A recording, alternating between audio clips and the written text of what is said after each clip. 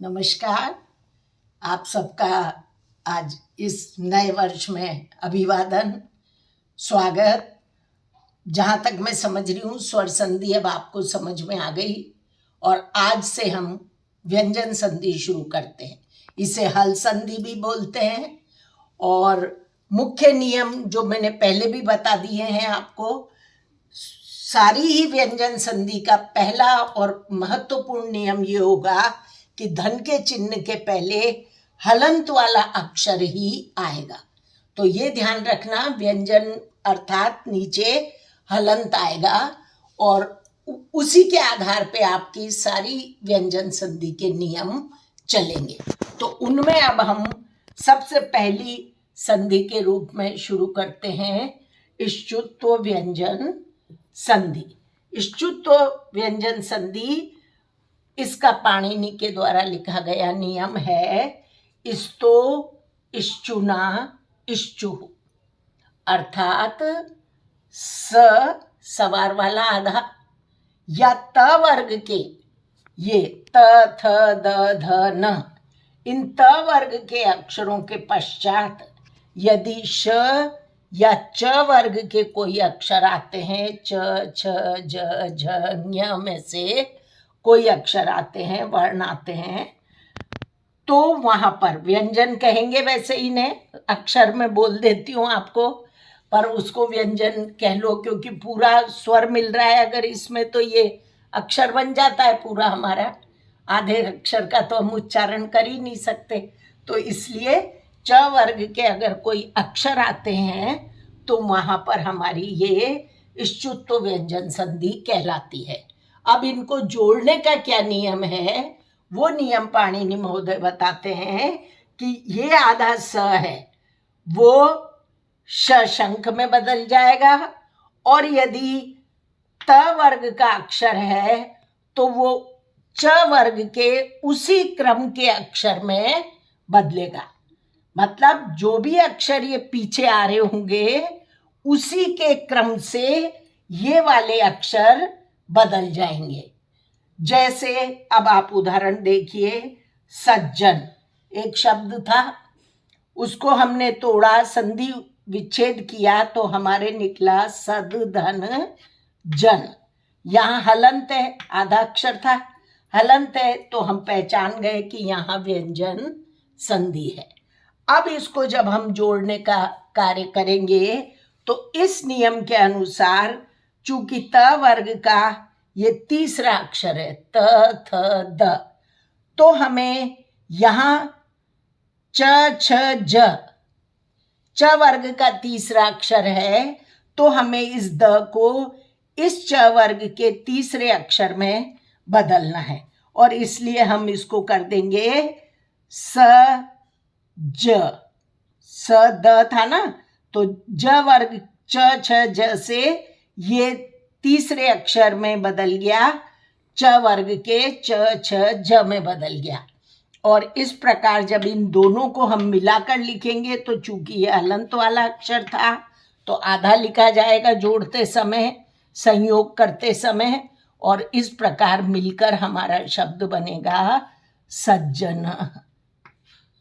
तो ज्यादा इसमें लंबा चौड़ा चलता नहीं है व्यंजन संधि में, केवल एक ही बार आपको टुकड़े करने हैं और दोबारा वो संधि हमारी बन जाती है।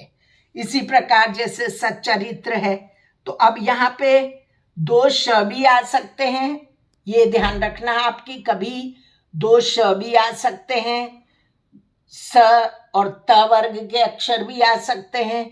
उसके बाद दो श अगर आ गए तो भी आपको स जो है वो शंख वाले में बदलेगा हमेशा, और पीछे तो अगर श है तो श ही लिख दोगे आप, या जो भी दिया है उन्होंने अक्षर वही लिखेंगे। तो बदलाव जो भी होगा व्यंजन संधि में वो हमेशा आगे होगा।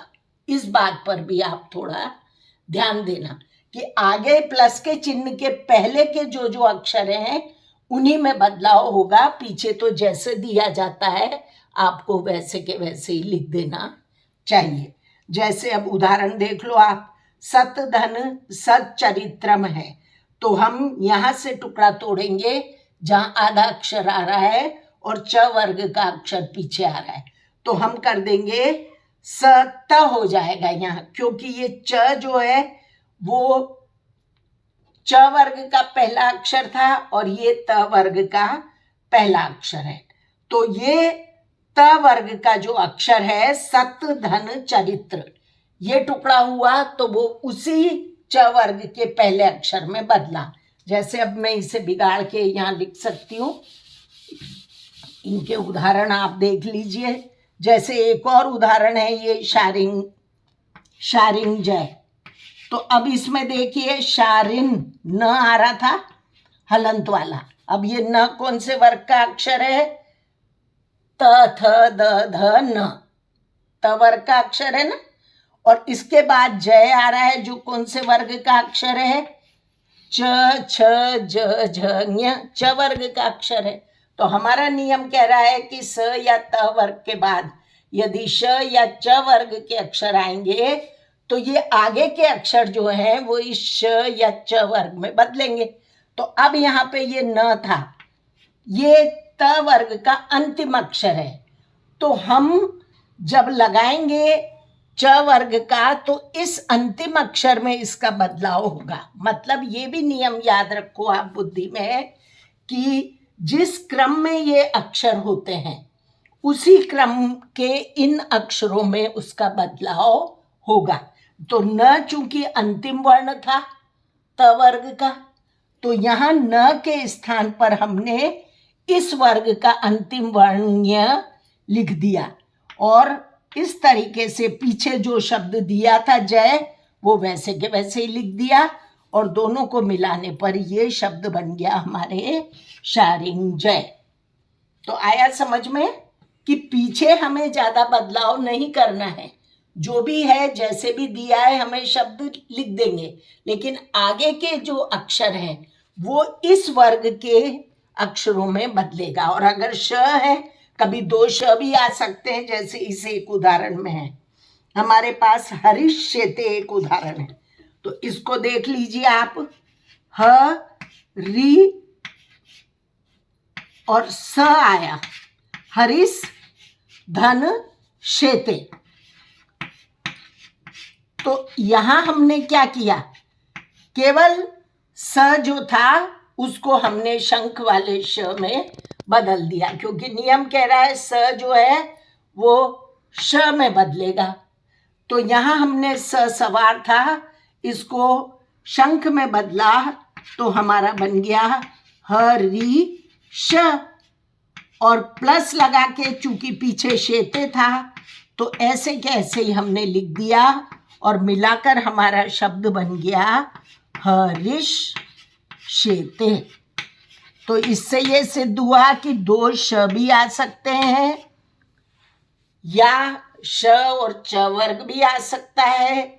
दो च वर्ग के अक्षर हमें आधे आधे दिखाई देते हैं एक साथ, तो भी आप पहचान लो कि वहां से हमें शब्द को तोड़ना है और बदलाव होगा आपके पीछे के जो अक्षर हैं, यहाँ का अक्षर उसी क्रम के अक्षरों में बदलेगा।